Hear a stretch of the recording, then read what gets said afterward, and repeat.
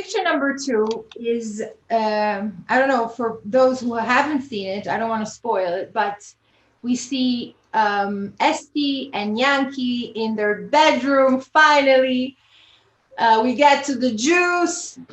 He's wearing a nice white, pink, silky, white silk pajamas that I wish I had or owned. She looks unhappy. She looks frustrated. There's many problems. They're not happy. For us Jews, religious Jews, the bedroom is a sanctuary. It's a holy place. It's a beautiful place. Geula, you have to do this because I will say the wrong words. No, you can say the real words. And then you will not the academic words. You can use feelings. You can describe it in a very amazing way, I'm sure. No, I just want to say one thing, which I forgot. I didn't have the picture. When Esti goes to the mikvah, I don't know if you recall this scene. She's very uptight, which is okay, but the scene is sad. Maybe it's her own experience. For us Orthodox women, going to the mikvah is a very, very special moment and very unique, where we ask God to bless us, to help us for anything we need. I feel very special personally. So, Geula, you can take it from here. Intimacy.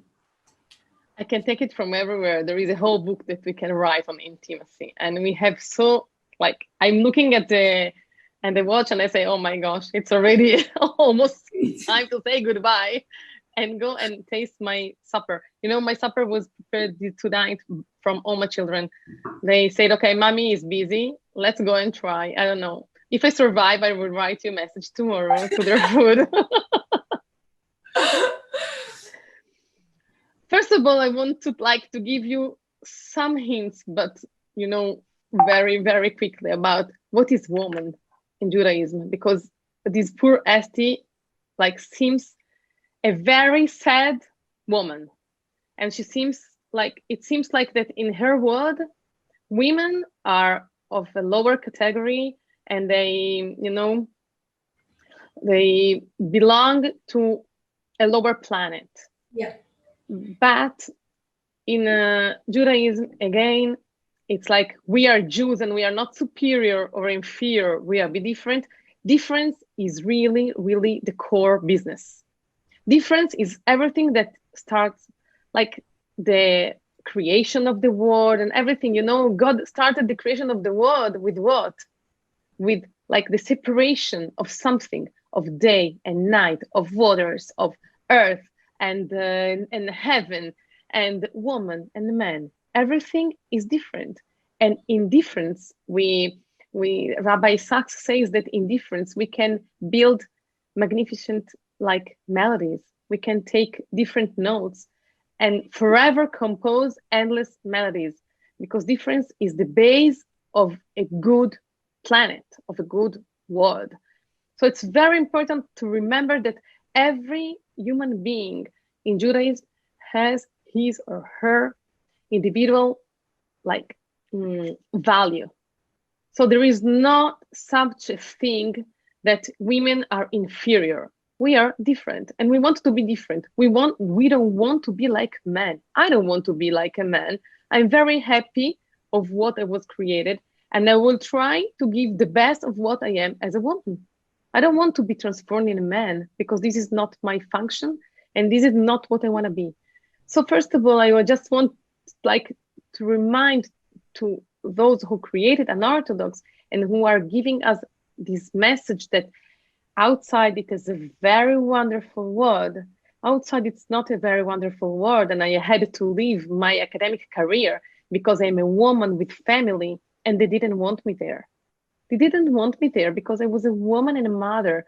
And a woman and mother cannot go to, after hours at 8 o'clock in the night in the bars and talk about silly things. I had to run home. They didn't want me even if I was one of the best professors in university, because they wanted me to become a man. And I didn't want to become a man. I didn't want to become one of them. I wanted to become myself. So First of all, woman has a very, very special value as every human being in Judaism. And since I'm a feminist in a very strange way, it means that I'm happy of what I am. And now today, feminism is like the movement that tries to say goodbye to women and say welcome to women who want to become men. And this is not my point of view. I would just want to remind you very, very quickly that when God created woman, he didn't have to create her. He could stop the creation with man, but he wanted to create differences. He wanted to create a challenge to men. He wanted to create 2 points of view because everything in creation went on with 2 different energies. That was the masculine energy and the feminine energy. And he wanted to go on with these energies, even in human beings. And the masculine energy is the energy that encompasses everything, that goes around, is the energy of the big plans, of the big things, of the starting of something new. And then comes the woman and says, are you crazy? Come down. Let's start, let's take 1 step, another one, and then another one. You cannot do all together. So the woman is the human being confronted to a man that comes down to earth and says, okay, you're a dreamer, just don't come down and let's have a baby.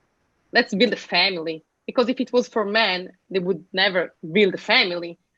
So this is she's the counterpart. She came here, God put her here as a different energy to balance the masculine energy that wants to conquer, to have everything. And the woman comes and say, we are a family, we can build a family, we can be happy with what we have. This is the difference, this is the struggle between men and women all our lives. God created very, very fast. God created the world with 10 emanations, that is 10 sfirot. 3 intellectuals, and the first intellectual is Chokhmah, and it's a man. It's the first seminal drop of an idea. And the second one is Binah, that is a woman who takes this drop, this idea, and develops it for 9 months. And then we have that is the baby. But then we have seven emotional levels, and these emanations are woman and man. There depends on what we are looking at. And then we have one that is only woman, that is Malchut.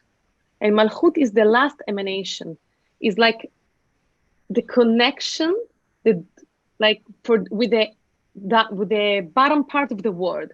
When God wanted to create this world, he concealed himself, and then we had Malchut. Malchut is when God became Melech. God became king on this world. And he said, if I want to be really a king on this world, I need someone that will remind to the world that there is a king. So who is this one? It's not a man. He had to create a woman, because the woman always remembers that there is God in the very materialistic details, in very tiny things, in a baby who's crying, in a baby who's in her womb, going to the mikveh. Everything that is very materialistic in the woman mind can become spiritual. So she is the one really who connects all the materialistic part of the world with the spiritual part of the world. She is this ring that connects. Says Sefer Yetzirah that the end is connected with the beginning. How? With the woman. So this woman who's really not valued in the outer society is really the queen. I'm sure everyone who saw, I'm not spoiling, I'm just saying a sentence, but when the mother-in-law, this universal mother-in-law, went to Esti and said, remember, my Yankee must be the king in the bedroom. And she asks, so if he's the queen, if the king, I am the queen? And the mother-in-law, who's first of all a mother-in-law, first of everything else, she doesn't answer, because, not so many mothers-in-law want the daughter-in-law to be the queen. They prefer their son to be the king. But actually, the Kabbalah says that there is no king with no queen. So if he wants to be a king, he must make her a queen. So everything starts from him. And this is why he is the drop and she develops. So if he doesn't start being good at her and making her feel like a queen, and there are so many stories in the Talmud of rabbis and Amoraim who shows and teach us like how the man, how the husband have to behave with the wife. We can understand that all our heritage is based on reciprocal respect.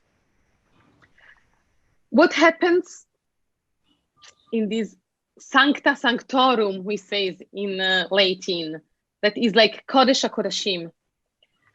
There is written that you cannot put a mezuzah on a door where something intimate happens. Like when you go to the toilet, when you go to the bathroom, you cannot put a mezuzah outside the bathroom.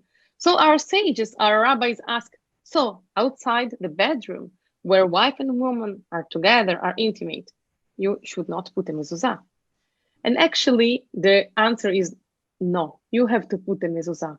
Because what is the mezuzah? Mezuzah is mem, that is melech, that is Hashem, and then zu and ze. In this room, you have three entities. You have the king, that is Hashem. You have zu, that is she, the woman, and you have ze, that who is the man. So in this place happen all the secrets of creation. This is the place where human beings in your room, in your bedroom, in the bedroom of where husband and wife like get intimate, where human beings can become holy. There is written that no man can reach holiness unless he's married to a woman, because only when you put these opposites together, they can reach perfection. No one is perfect on his own, but we can become perfect when we are together with something that is completely our opposite. And we say that when woman and man are intimate, it's like the same spiritual level like of the Kohen Gadol, of the, how you say, the high priest in Kodesh HaKodashim on Yom Kippur. This is the highest level, spiritual level that a human being can reach. And during this moment, you can create souls. You can detach souls from the throne, from the heaven throne, and bring them down to earth. And during this special moment, you are not only giving life to a human being, but you are creating all the garments of this soul. It means when wife and husband are together during this special moment and they think about spiritual things, this soul that will come in our world will be potentially very open to spiritual things. They will help this soul to be a little more open to all the spiritual world. But when you're not creating souls, like you can see in Unorthodox, that he wants to ask divorce because they didn't have babies, and he thought that she couldn't have babies, and he says that they have to stay together only to create new children, and this is not true. It is really not true, because men and women are intimate and together not only for the sake of creation. We stay together because we become holy as human beings, only staying together. So this moment is holy if we are creating, giving life to new babies or not giving life to new babies, because it's like two opposite worlds who are ready to come together. And this is like going back to the first moment of creation, when God created Adam, that was a whole being with two faces. And then when God created Adam, he said, okay, now I will separate the woman, and then I will make you look one for the other for the rest of your life. And when you become one again, when you're intimate, it's like going back to that moment when God created us. And when we don't create children, what we create angels who follow us wherever we are. And they will follow us. And if we are with spiritual thoughts in that moment, these angels will be very spiritual and will help us in very challenging times. And there is this amazing story that I always like to tell. It is about Rav Kahana, who in the Talmud. And Rav Kahana was a very special student, and he wanted to learn everything from his rabbi, Rav. So once he hid until under his bed, and he wanted to know how a Rav, a real rabbi, behaves in these special moments. And he's starting like hearing, the words that his Rav was saying to his wife. And at the end of everything, Rav Kahana from under the bed says, Rav, in that special moment, you like seem to me like one who never tasted this plate. And his rabbi was very shocked. He said, Kahana, are you there under my bed? And Kahana says, yes, this is Torah too. And I want to learn how to behave in this special moment from my rabbi. As you are teaching me everything about Torah, this is for me an important moment as every other moment. So this is like the holiest moment of our lives. And this is why the woman goes to the mikveh. Like the Kohanim were preparing themselves for the service in the sanctuary, in the Bet HaMikdash, going to the mikveh, the woman and not the man has to prepare herself, because everything depends from the woman. It's the woman who is able to, more than the man, to remind the man that this is a special and spiritual moment. So she goes to the mikveh, and in the mikveh, what happens? She becomes nothing. She goes back as she was created. She goes back to the water in the womb of her mother. She goes back inside this water and she reconnects with God. And when she reconnects even her husband, but she's reconnecting, and she's able to reconnect the husband to his source more than him. This is why women are going to the mikveh and not men before we are intimate again. And the last thing, I know that I can go on forever. You know how you write in Hebrew zug? I will try to write you here. Zug. Do you see it? You see how yes. You see how the Zain and the Gimel look at each other? Zug means couple in Hebrew. Zug means couple in Hebrew. It means that if you want to become a real couple, you have to look at each other and try to understand each other. And you have to, so as they presented as this sad couple, Yankee and Esti, they were not a real couple, like as the Torah wants us to become. He was not trying to understand her, and she was not trying to understand him. And they were very poor because everyone was staying in his own opinion and his close in his own word.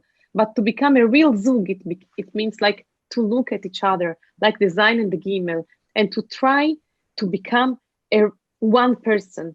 And how can you become a one person? It's with the Vav. The Vav is a pillar. And in Kabbalah, Vav, what is it? Is God that is coming down and revealing himself in this world. So what is the glue that keeps the Zug together? It's God. It's like following all the Torah laws and trying to make your home a real sanctuary. This is like the glue that keeps all the couple together. And Erich Fromm was a very known psychologist. He was born in a Hasidic family, but then he became non-religious at all. But he was, every Jew is attached in a certain way to the Jewish thought. He said, when two persons love each other, they should become one, but stay two. And this is the real secret of love, even in Torah. No one has to conquer the other and transform the other in himself or herself. We have to stay two different entities, Zug. And to stay these different entities, that is really, really hard. When you follow really what the Torah suggests us to do, you can do it. Like Erich Fromm says, you can do it, you can become one, but stay one and another one. That is two different entities. I don't know if the people, our viewers, understand this is a serious lesson in Kabbalah, in Hasidus, in Halacha, everything together. Seriously, this is Unorthodox was our point of departure. Sadly, again, the sad story of Esti, but it gave us really a lot of good points to discuss that are so often misconceived. Our third picture, if Elia is going to put it on now, is the picture when Esti finally is free. She is in a disco, in a club, dancing. She's got no wig on. She's flirting. She's dancing. And there's Moshe, the cousin, who's following her around. But she's happy because she's free. Is she free? When do you feel free? What is real freedom? You know when I feel free? I feel free when I am sitting with my family, happy, and my kids are alive and eating and have homework. I feel free then, not when I am left to be and do whatever I want. So Geula, give us a little insight into what's freedom. You know, you gave the same exact definition as Daniel Kahneman says. He says, people asked him, interviewed him, and they asked him, so when you, like, after all this research about happiness, when are you really happy? When you go and give conferences, when you find out when you give out new research, when you find out something new? He says, can I tell you the truth? I'm really happy when I sit with my family, because this is my core value. Everything comes and goes, but my family is always there for me. So you gave his definition of what is really, really happiness. This doesn't mean that you are not allowed and you shouldn't go around and look for other ways to fulfill yourself, because this is what we were created for. We were created for going around and look for a new meaning in our life every day. So every day we are on shlichut. Every day we are sent around. And when we meet new people, when we see new challenges, like, this is our mission in life. But sometimes, you know, even when you're on mission, you like to have a base where to go back to, and, you know, take energies to go out again. So these energies, we take them from the family, we take them from the children, from the husbands, from the wives, from everything that is like a pillar, from the vav that is in the zug. And from there, we go all around the world, and we go and share, and we learn, we teach, we get in contact with people. What is freedom for Jews? Freedom for us is something different than what all around, like, from the definition that the world gives or tries to give. I've been in very many places where they try to give a definition of freedom, in universities, in academic researches, and these definitions were always like trying to tell you freedom is no limits. When you have no limits, you are really free. So I asked myself, if I was not, chas v'shalom, if I was not a Jew, would I be happy not to have any limit? Would I be happy to have children and not to know where to start, like, educating them? It would be a very, very hard challenge. It would be very hard for me to know where to start from and what boundaries to give them, because, you know, every fashion gives new boundaries, new limits, and new rules. There was Dr. Spock during the 70s. It was when I was born. He used to say, you have always to say yes to the children. You know, you saw Mrs. Maisel. She says, you have to read Dr. Spock, because Dr. Spock is like the oxygen that you breathe when you educate your children. And Dr. Spock in the 70s was saying, never say no to your children. Everything must be allowed, because only in the limitless they will find their expression. But after he destroyed many generations of children, he came back and said, no, I was wrong. I'm sorry. You have to say no sometimes, because if you say always yes, the children will not have any limit, and they will think that they can go all around the world with no education, with no rules, and they can have everything they want whenever they want. They will not be like real human beings. They will be like more like wild animals. So we as human beings, to express ourselves, we need some limits. But where this comes from? This comes from the way that God created the world. God created with the world with something that is called tzimtzum. And how he created the world, he had to put himself, who is like infinite, endless, he had to put himself in something that is with limitations, that is our world. That was a very hard thing to do. And to do this, he contracted himself and he put like veils and rules and veils and rules until we arrived to this world where we cannot perceive him, we cannot see him. And he gave us total freedom to believe that he's here or he is not here. And this is what he wanted. But in order to give life to this world, he had to put rules even to himself. So he put this rule in the world that says that if you want really to express yourself, and the bigger manifestation and expression of God is our word, if you want to manifest yourself and to be really something, you have to put yourself some rules. So there is one thing, like in the Torah, the word to say freedom is cherut.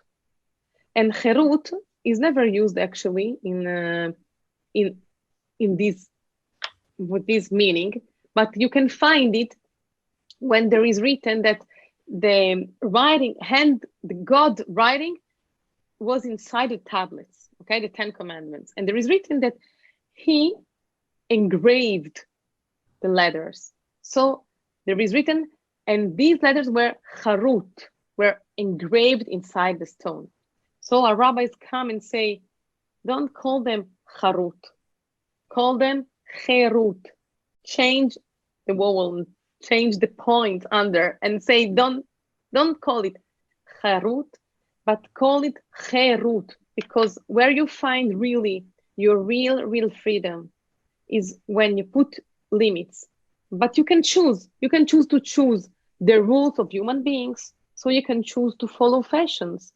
Now there are certain rules. In 10 years there will be other rules, or you can choose to follow God's rules. And our sages said that when you follow God's rules, you choose to be the slave of God and not the slave of other human beings.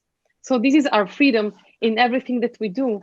And when you go like to disco and you dance and you have everything, are you really free, or are you under the influence of the outer world? It's impossible for a human being to be really free. So in this freedom, you have to choose.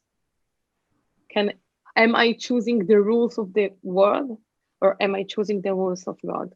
I'm not saying to anyone what you should choose, but for Jews, real freedom is called charut and cherut. It means to follow what God engraved in our own souls. And I would just want to end with this sentence that is like, for me, a sentence that I read every day of my life. It's written from Viktor Frankl again. He says, everything can be taken from a man but one thing, the last of the human freedoms, to choose one's attitude in any given set of circumstances, to choose one's own way. So you can choose.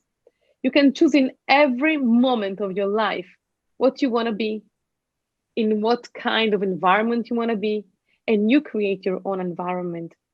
So I think that we can run away in every moment of our lives because we don't like our lives. And it happens, I think, Ada, how many times a day?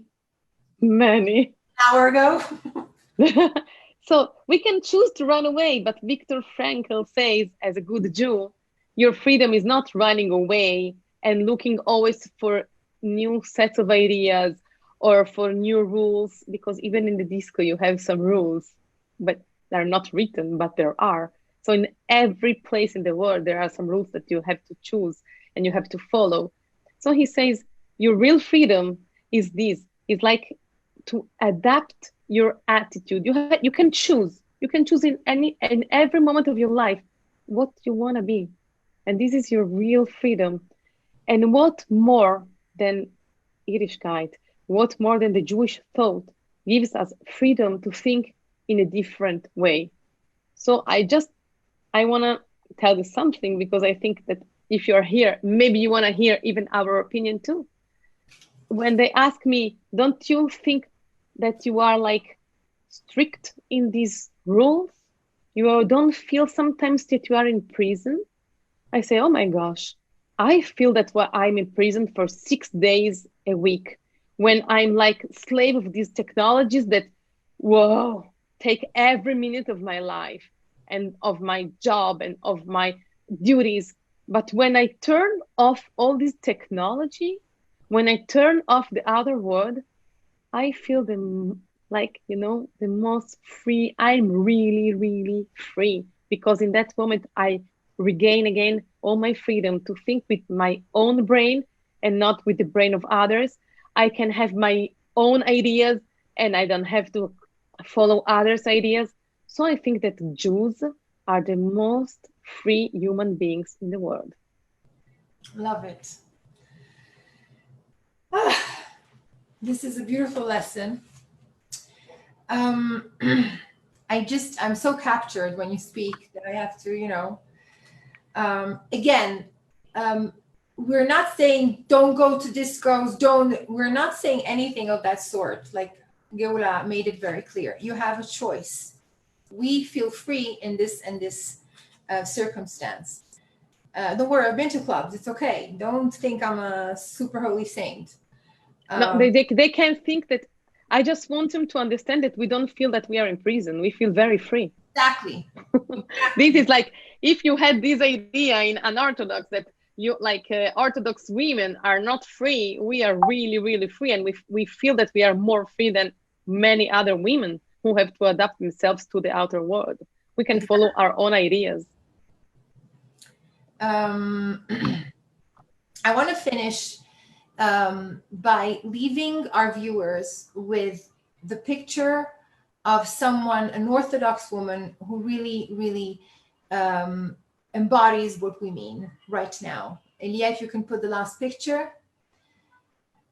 This is Rabbi Levi Wolf, who just passed away from Corona. He was a shaliach in Hamburg, Germany. Very tough place to be a shaliach. His wife and 8 kids have left. He left a wife and 8 kids.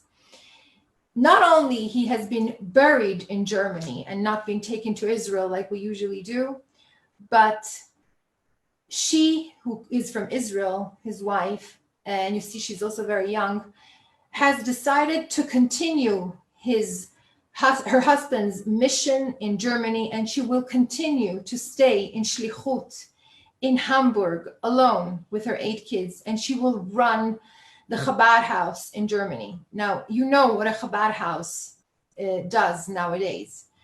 It does, especially in a place like Hamburg, I can imagine. When I heard this, we all thought she was going to leave Germany and go back to Israel and stay with her family. When I heard this, I decided that these are the real new heroes. This is a woman who is going to be a man also. Right now, she has no choice. She will have to make choices. She will have to direct. She will miss her husband. This is a woman that is Orthodox woman. I only say this because, firstly, I want to honor the life of this incredible man, Rabbi Levi Wolf, and to exalt the incredible power of this amazing woman. You can take off the picture now. I hope you register this picture. You can Google her, you'll find her. These are the women we have to look up to. I'm not putting down anything, and don't harass me now. Yeah. No, it's okay. I believe the woman's pain. I believe Esti's pain. I wish I could have helped her. I wish I could have heard her. I don't know her personally. I feel for her journey. But this is not what Orthodox is about. This is what Orthodox is about. It's about what we learned today from Geula, about the relationship between a man and a woman, just a special, holy relationship where there's a king and there's a queen.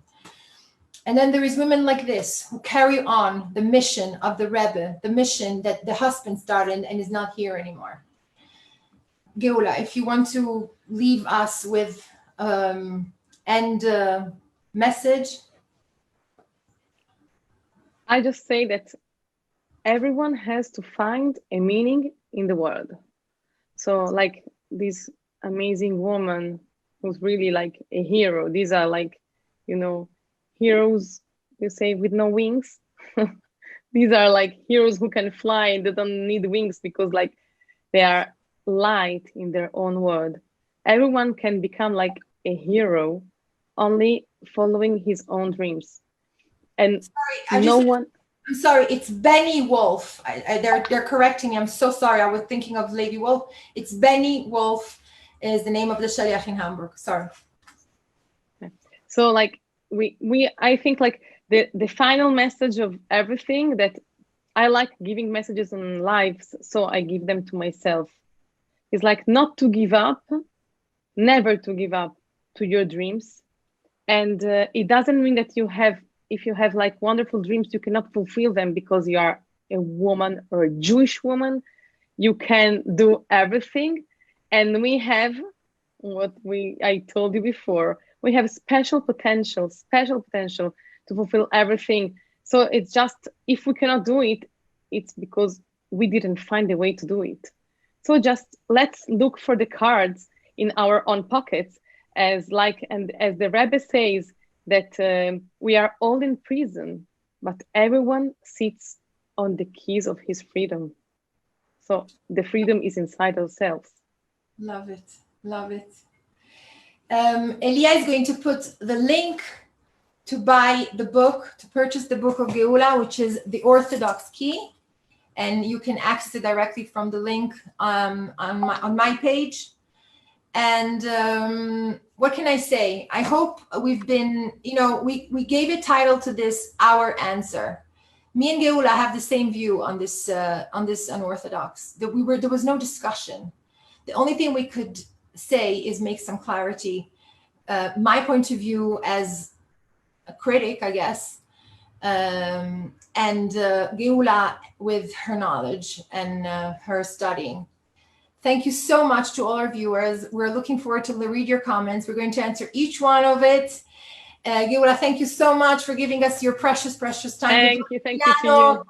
Say hello to everybody. Say hello to my Milano. I miss it so much. I miss it too. I don't see it. I see only my house. I'm also to Jerusalem. You're all invited to my house. Have a great night. See you on our next Facebook Live. Bye-bye. Thank you.